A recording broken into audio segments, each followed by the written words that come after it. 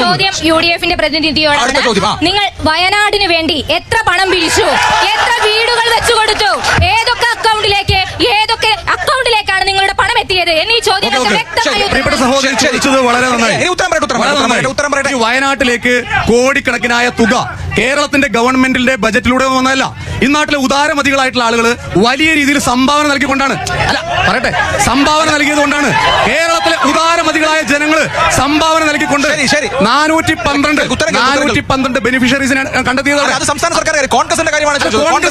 കോൺഗ്രസ് 100 വീടുകളാണ് പ്രഖ്യാപിച്ചത്. ഇന്നത്തെ പത്രമെടുത്ത് പരിശോധിച്ചാൽ നമുക്ക് മനസ്സിലാക്കും, കോൺഗ്രസ് ഭരിക്കുന്ന കർണാടക 10 കോടി രൂപ അഡീഷണൽ ആയിട്ട് ധനസഹായം പ്രഖ്യാപിച്ചിട്ടുണ്ട്. കോൺഗ്രസ് 100 വീടുകൾക്കുള്ള ധനസഹായം അതാണ് പറയുന്നത്.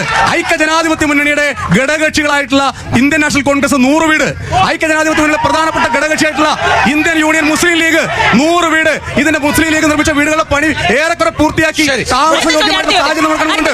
ഒരു കാര്യം ചോദിക്കട്ടെ, ഇവിടെ ഊരാളുങ്ങൾ കൺസ്ട്രക്ഷൻ കമ്പനിക്ക്, ഊരാളുങ്ങൾ ലേബർ കോൺട്രാക്ട് കമ്പനിക്ക് ക്രമരഹിതമായിട്ടുള്ള രീതിയിൽ ആനുകൂല്യങ്ങൾ കൊടുക്കാനും അവർ ടെൻഡർ പോലും പങ്കെടുക്കാതെ മന്ത്രിസഭ തീരുമാനത്തിന്റെ മാത്രം അടിസ്ഥാനത്തിൽ ഊരാളുകൾ ലേബർ കോൺട്രാക്ട് കമ്പനിക്ക് ആനുകൂല്യങ്ങൾ നൽകിയ സാഹചര്യം കേരളത്തിൽ ജനങ്ങൾ വന്നിട്ടില്ല. യുഡിഎഫ് പ്രതിനിധികളാണ് ചോദ്യം. ഇപ്പൊ വയനാട്ടിലെ ഫണ്ടിന്റെ കാര്യമാണ് ചോദിക്കുന്നത്.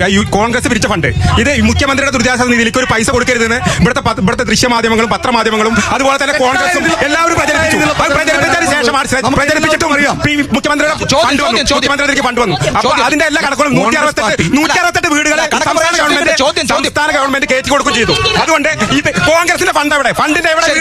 കോൺഗ്രസിന്റെ വീട് എവിടെ? 100 വീടുകൾ പ്രഖ്യാപിച്ചു. 100 വീടുകൾ പ്രഖ്യാപിച്ച് അതിന്റെ പ്രവർത്തനങ്ങൾ അതിനുള്ള സ്ഥലം ലഭ്യമായിക്കൊണ്ട് മുന്നോട്ട് പോകുന്ന സാഹചര്യമാണ്. ഞാൻ ചോദിക്കാൻ ആഗ്രഹിക്കുന്നു, ഇവിടെ കോൺഗ്രസ് പാർട്ടി പ്രഖ്യാപിച്ച വീടുകൾക്ക് സ്ഥലം കണ്ടെത്തി കൊടുക്കാൻ പോലും ഇവിടുത്തെ ഗവൺമെന്റ് സംവിധാനം തയ്യാറാകാതെ മുഖ്യമന്ത്രിയുടെ ഇവിടെ കോൺഗ്രസ് പാർട്ടി മുസ്ലിം ലീഗ് 100 വീടുകൾ താമസയോഗ്യമാക്കിയ സാഹചര്യം കാണുന്നില്ലേ?